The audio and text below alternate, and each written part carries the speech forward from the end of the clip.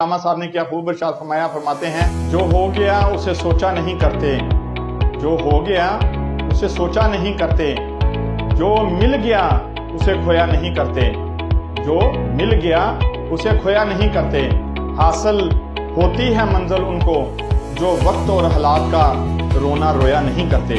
तो इसलिए दोस्तों, आपने कभी भी हालात का रोना किसी के सामने नहीं रोना, ना उसको ये बात बतानी है कि मैं किन हालातों में हूँ, किस तरीके से अपनी ज़िंदगी गुजार रहा हूँ। नहीं, आपने अपनी लो अपनी खुदी की तलाश में आके अपनी लो सिर्फ और सिर्फ अपने मालिक अपने खालिक अल्लाह पाक के साथ लगानी है। तो आप देखें, फिर आप इस एक दफ़ा की मिली ज़िंदगी में उस तरीके से जिएंगे। ये मौका आपको एक ही दफ़ा मिलना है, इसके बाद ये मौका नहीं मिलना।